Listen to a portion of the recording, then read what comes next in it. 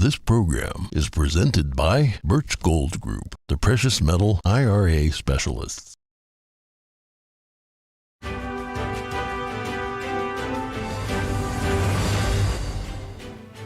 Good morning. In today's headlines, reactions to Tucker Carlson parting ways with Fox News.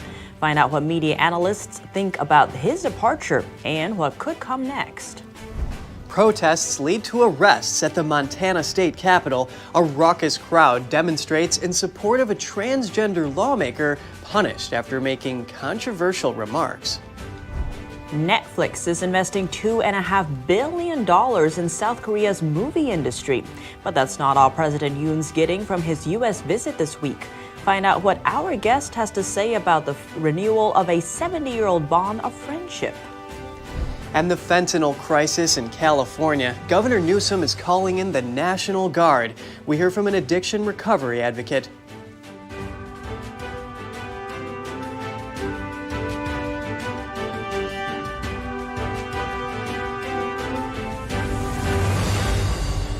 Good morning. Welcome to NTD. I'm Kevin Hogan. And I'm Tiffany Meyer in for Evelyn Lee. Today is Tuesday, April 25th. To start off with, we have some breaking news. U.S. President Joe Biden announced his re-election campaign by video today. The move sets the stage for a potential rematch with former President Donald Trump. The announcement by Biden comes 4 years to the day after his 2020 campaign launch. He enters the race with extremely low approval ratings. Already the oldest president in history, he also confronts persistent questions about his age. Biden would be 82 at the start of a second term.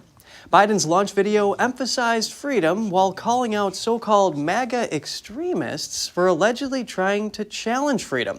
The video also references so-called book banning and abortion access. Next, we look at the big shakeup in media yesterday. Fox News announced Tucker Carlson is parting ways, and CNN host Don Lemon was fired. The departures took many by surprise. NTD's Jeremy Sandberg brings us more reactions from media analysts. It's not yet clear why Fox and Carlson parted ways. The Washington Post cited anonymous sources saying Fox CEO Lachlan Murdoch and Fox News CEO Suzanne Scott decided to fire him Friday night. The LA Times reported the call came from Fox owner Rupert Murdoch with input from company officials. I think Tucker Carlson was, had become a liability to the company, a financial liability, obviously. Carlson's executive producer, Justin Wells, is also out. If you think about Tucker Carlson and Fox News as a couple, they seemed really solid. Like nobody anticipated this. None of the media reporters that I talked to on a regular basis knew this was coming. They all found out at exactly the same time. And that is what makes it so much of a shock. I will say that it is shocking. But Fox has done this before. Fox fired former news anchor Bill O'Reilly in 2017. That was over sexual harassment allegations. The network didn't miss a beat. Carlson was moved up into the primetime slot. Some industry analysts speculate he could choose to monetize his personal brand through social media or his own platform. The traditional news organizations aren't the only way to reach a mass public anymore. I don't think we've certainly heard the last of him. There are a few places that he could land. Maybe Donald Trump, maybe Truth Social will start a digital video channel of some kind. Others aren't so sure that would be the best move for the popular host. When Donald Trump left Twitter and went to Truth Social, his audience did not follow him, right? Truth Social is a minuscule amount of the people that he was speaking to on Twitter. Newsmax does not have nearly the distribution that Fox News has. So it would be impossible for them to get the type of audience that Fox News has amassed. I think a lot of examples of somebody trying to do this and failing. Now, I would suspect that he might try to build on this sort of triumvirate of books and podcasts and, something that's more of a subscription base that goes to him without a news organization around it and monetize his personal brand. We'll be back on Monday. In the meantime, have the best weekend with the ones that you love, and we'll see you then. Tucker Carlson Tonight was the most watched program on cable news every weeknight, with the highest rating in the key age demographic of 25 to 54. It averaged over 3 million viewers per episode last year. Fox shares dropped 4% within seconds of the announcement of the host's departure, but regained some ground by the end of the day. Jeremy Sandberg, NTD News. And as for Don Lemon, the former CNN host posted on Twitter yesterday that he was shocked when informed of his termination through his agent. Lemon said he thought after 17 years at CNN, someone would have had the decency to tell him directly. CNN disputed his claim in their own tweet shortly afterward. The company says Lemon was offered an opportunity to meet with management, but instead released a statement on Twitter. And last in the media shakeup was from NBC Comcast, which announced yesterday it fired now former CEO Jeff Shell. That was over a sexual harassment allegation. At least 7 protesters were arrested at the Montana state capitol yesterday. The rowdy crowd was there in support of a transgender lawmaker who they say has been silenced. NTD's Daniel Monahan has the story. House Speaker Matt Regier repeatedly called for order. Our guests will come to order. Then summoned help with clearing the crowd. Sergeant of Arms, will you please clear the gallery? Members, will you please go to the side of the chambers? Representative Zoe Zephyr held her microphone in the air as the demonstrators chanted, "Let her speak," and the police arrived. The dispute started last Tuesday when the House was debating proposed amendments to Senate Bill 99 banning cross-sex procedures for minors. Zephyr was suspended from speaking on the floor for making controversial remarks. If you vote yes on this bill and yes on these amendments, I hope the next time there's an invocation, when you bow your heads in prayer, you see the blood on your hands. Zephyr also had some strong words while advocating for the use of drugs that block puberty. If you are forcing a trans child to go through puberty when they are trans, that is tantamount to torture. Senate Bill 99 and the amendments passed, but House Speaker Regier cited the comments by Zephyr as a breach of decorum. He says Zephyr must issue an apology before being recognized again. Zephyr has not apologized and since then has not been recognized to speak during floor debates. Montana resident Katie Spence disagrees with Regier's decision. I cannot abide by this. I elected her so she could come to Helena to speak for me, and now we are here to speak for her since she has been silenced. Montana Governor Greg Gianforte says people who struggle with their gender identity deserve love, compassion, and respect. However, he strongly criticized the idea of performing gender transition procedures on minors. Gianforte called such procedures permanent, invasive, life-altering medical and surgical procedures. The 7 protesters arrested were charged with criminal trespass and released without bond. Daniel Monahan, NTD News. Netflix is doubling down on its investment in South Korea. The company said today it plans to invest $2.5 billion over 4 years. That will go towards Korean TV shows, movies, and unscripted shows. South Korean President Yoon Suk-yeol arrived in Washington yesterday for a 6-day state visit. He met with Netflix co-CEO Ted Sarandos. President Yoon welcomed the investment as a major opportunity for South Korea's content industry and Netflix. Netflix says 4 out of 10 most watched non-English TV shows are Korean.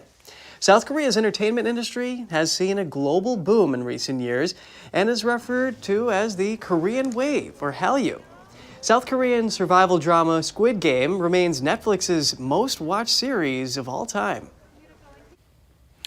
Meeting with industry people is only the warm-up of President Yoon's trip to the U.S. Topics in the spotlight are Taiwan, Ukraine, and nuclear deterrence. He's set to meet with President Biden amid rising tensions from both China and North Korea. Here to help break down what's at stake in this partnership is Grant Newsham, retired Marine Colonel and author of When China Attacks. Grant Newsham, thank you so much for joining us. Good to have you on the show. Oh, glad to be here. So South Korea's president is actually going to be in the U.S. this week. He's going to be stopping at the Korean War Monument and also a summit with President Biden later this week.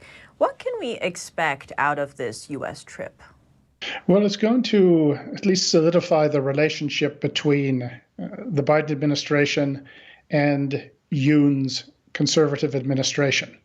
And this really is it's significant, especially if you look back a couple of years when a leftist, very far leftist administration was in charge in South Korea.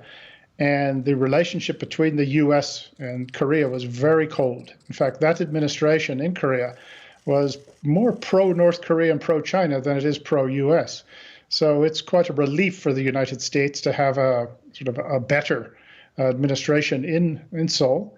And I think the Americans will go all out to show just how much they value the relationship, and also try to send President Yoon back with some benefits, particularly on the trade front.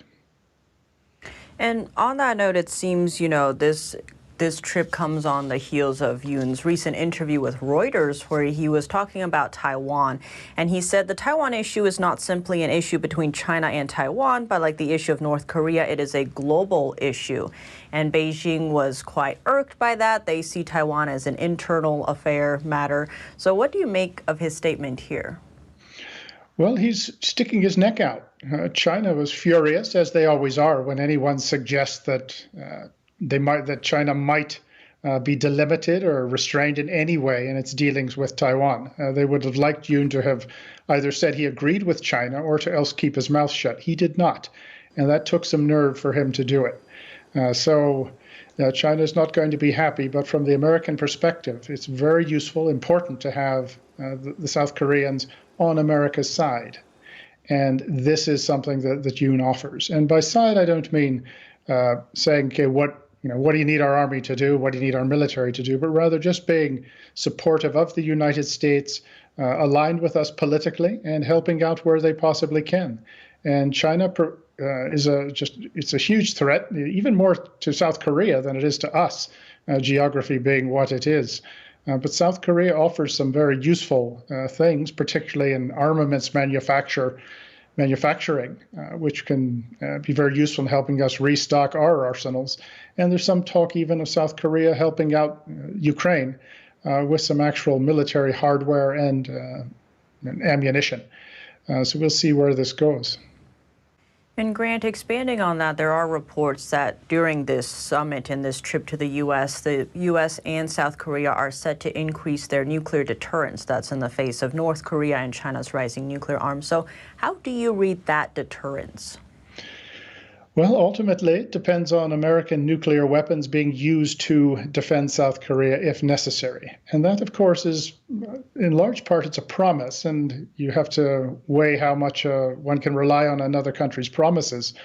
But also, it does matter where we have nuclear weapons stored and how we're able to use them as well, particularly as North Korea's nuclear capabilities and delivery systems just get better and better, and not to mention what China's got. So the South Koreans are, however, it's said, thinking about nuclear weapons of their own. And that's, I would say it's a natural thing. Anytime a country relies on another country to backstop its defense to this extent, you always wonder and whether or not you should have sort of something in reserve just in case. And it does seem as though there's a fair amount of popular support in South Korea for developing South Korean nuclear weapons. Grant Newsham, thank you so much for your time. Well, thank you very much for having me. And Kevin, the Philippine President Ferdinand Marcos Jr. is also set to meet with President Biden next week. It will be his second trip to the U.S. as president. Marcos says he plans to bring up a slew of matters aside from military treaties during the talks. That includes agriculture, energy, and supply chains, among other issues. He'll be traveling to London for the coronation of King Charles III after his trip to the U.S., and then to Indonesia. Both sides in the Sudan conflict have agreed to a 3-day nationwide ceasefire. The agreement between the Sudanese Armed Forces and Rapid Support Forces followed intensive negotiations. The pause in fighting will allow humanitarian corridors to be opened and grant citizens and residents a chance to reach hospitals and safe areas. It will also enable the evacuation of foreign diplomats and aid workers, among others. Officials hope the latest pause in the fighting will serve as the basis for a permanent end to the conflict. The fighting has killed hundreds of people and left thousands of foreigners stranded in the country. And coming up, 2 men posing as FedEx drivers rob a 74-year-old store owner at gunpoint. The NYPD is asking the public for tips. Several thousand jobs will be cut at Disney this week. The company begins round 2 of its 3 planned layoffs. We have that and more just after this break.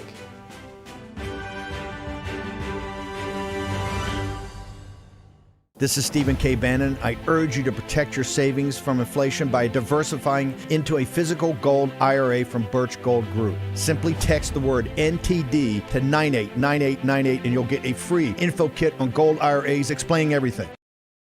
I am blind, but I need not see. I know this road is there for me. If I'm really free. Did you know ESG is impacting every part of your life? From rising gas prices to global food shortages to out-of-control inflation, even losing your freedom of speech and being censored on the internet. It's all being driven by ESG ideology. Who's in control? What can you do about it? Find out in The Shadow State, the first documentary exposing ESG. The ESG movement of governments and corporations operates in the shadows. Only the light of truth can expose it. Watch The Shadow State documentary, streaming now.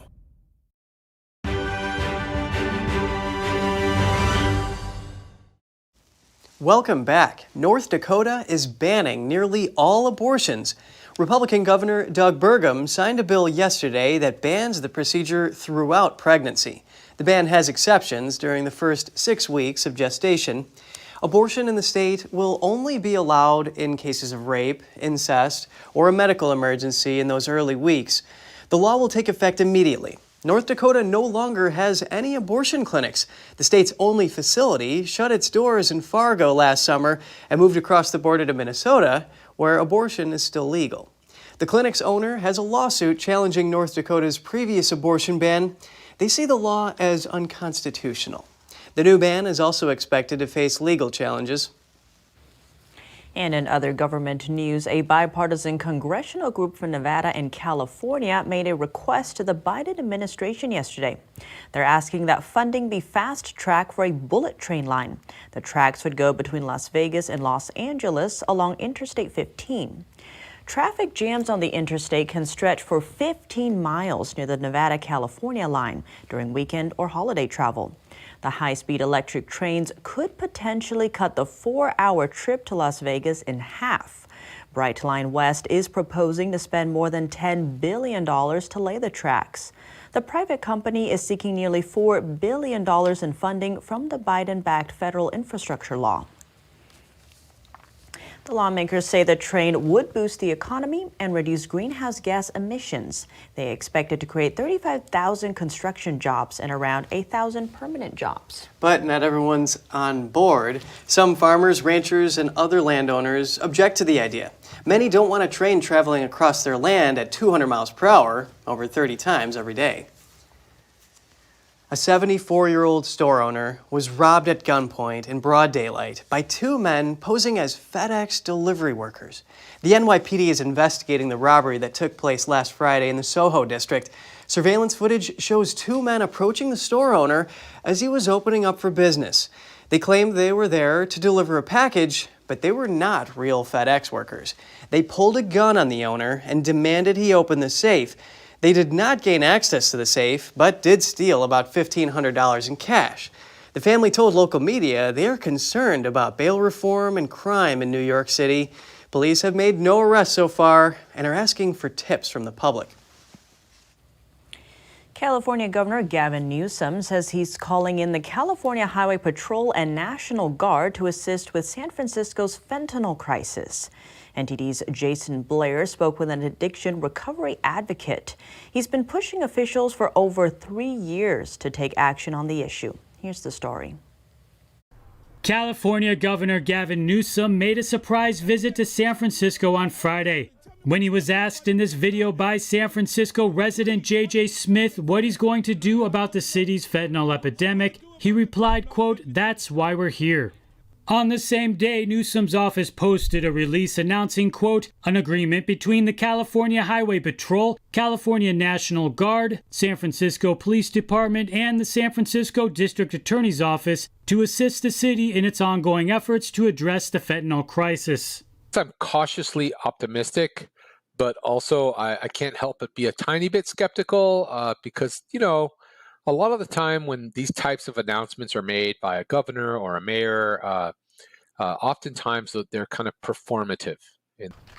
Tom Wolf and others have been advocating for solutions to the city's open-air drug problems over the years. The issue seems to show no signs of slowing down, with a jump of 40% in overdose deaths from January to March this year. The overwhelming majority of those involve fentanyl. Wolf said that since the announcement on Friday, he has seen and heard of an increase in drug busts happening, but there's still a lot to tackle. One in particular had a couple of pounds of fentanyl on them, and just your standard everyday street dealer out on the street, 2 pounds of fentanyl.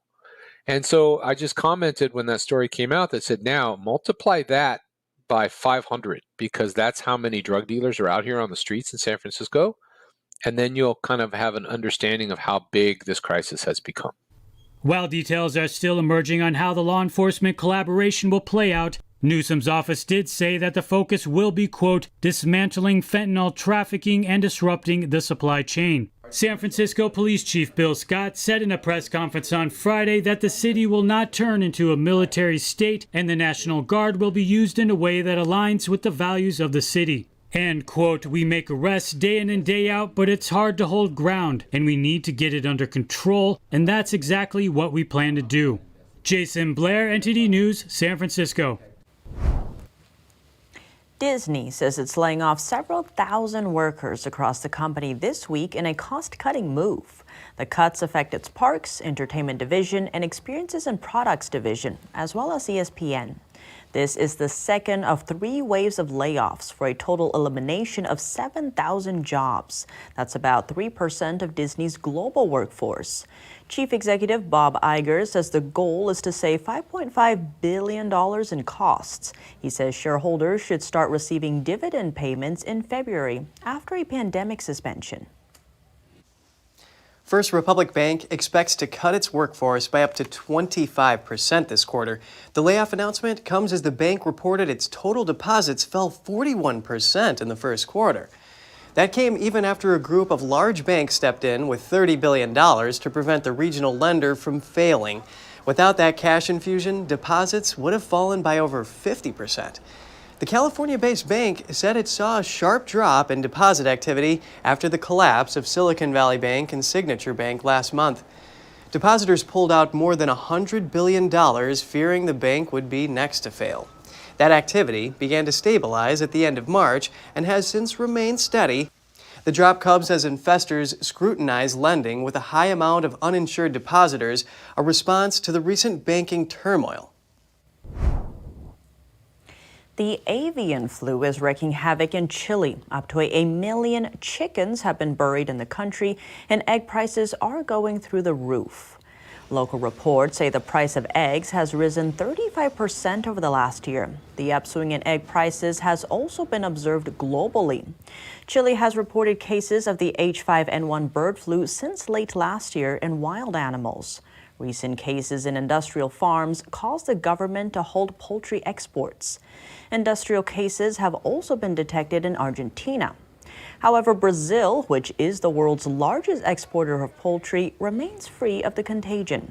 Chilean health authorities noted the virus can be transmitted from birds or marine mammals to humans, but there is no known human-to-human transmission. Coming up, we've got a peek at what Chef Edward Lee is cooking up for tomorrow's White House state dinner. The Bidens will welcome the South Korean president and his wife.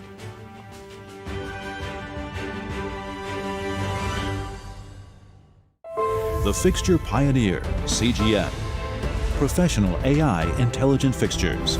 All-round integration of 4 systems. High precision, high durability, high quality. 2-micrometer repetition accuracy. More than 80 patent certificates. ISO 9001 approved. Precision clamping to meet your every need. CGM has it all. Pride of Taiwan. CGM.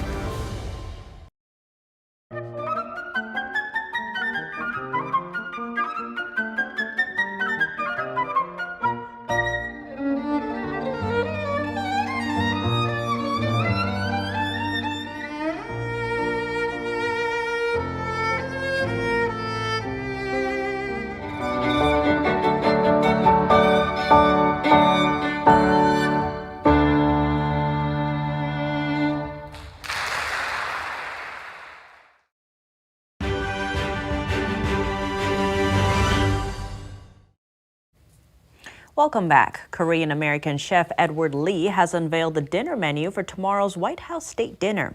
The Bidens welcome South Korean President Yoon Suk-yeol and his wife Kim Kong-hee. Guests will start out with crab cakes and a yellow squash soup. The main course features braised beef short ribs with butter bean grits, sorghum glazed carrots, and pine nuts. And the dessert is a deconstructed banana split with lemon bar ice cream, fresh berries, mint ginger snap cookie crumble, and dingdong caramel. Chief Edward Lee discusses the event. My mother was really excited. In fact, I think it's the first time she's been really proud of me in like 20 years. So that's a good thing. But you know, Korean mothers are very blunt. So she was like, don't mess it up. You got one shot. And I was like, okay, I think I got this. Food is diplomacy. Food is like sort of a welcome, gateway to friendship, to conversation. Wow, that I've actually made japchae, the stir-fried noodles. On my own kimchi, I fermented it. Wow. Yeah, You'll have to show me sometime. Yeah, they say you can even bury it. I didn't do that, but it was really fermented. Amazing. And actually, Edward Lee is also the author of Smoke and Pickles and Buttermilk Graffiti. He's also the owner of the restaurant 610 Magnolia in Louisville, Kentucky. I'm thinking of visiting it one day. Yeah, well, the chef earned the Emmy nomination for his role in the series The Mind of a Chef. Lee also recently wrote and hosted the feature documentary Fermented. We're going on the show with something that sounds a lot like a joke. A moose walked into an Alaskan movie theater last week. He helped himself to some popcorn before casually leaving. Surveillance cameras captured the moment the four-legged moviegoer entered the lobby, roamed around, and had a snack. The shop assistant seemed quite calm and started to film the animal. There was another person nearby trying to startle the moose away, but to no avail. According to local media, the moose arrived at the cinema in the evening and stayed for a few minutes and even ate out of the trash. I did not know that moose liked popcorn. Yes, well, corn is a favorite of deer. So I guess any version of corn, four-legged animals, including popped. Right. Well, there were actually a lot of deer on our property. We had about 30 moving across the range one time, and then they ran into the cornfield, probably because they were hungry. Looking for actual corn. Yeah. Well, that's all from us on today's program. We'd love to hear from you at goodmorning@ntd.com. So shoot us an email if you'd like. Thanks for watching. I'm Tiffany Meyer. And I'm Kevin Hogan.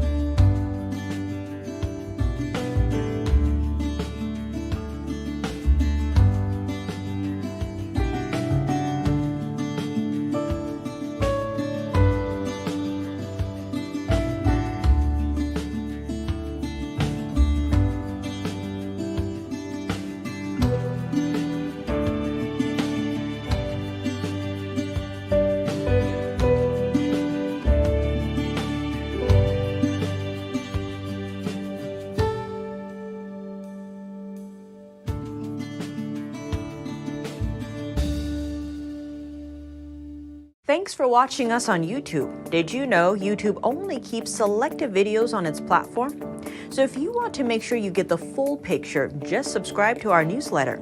Go to newsletter.ntd.com and sign up. It's free.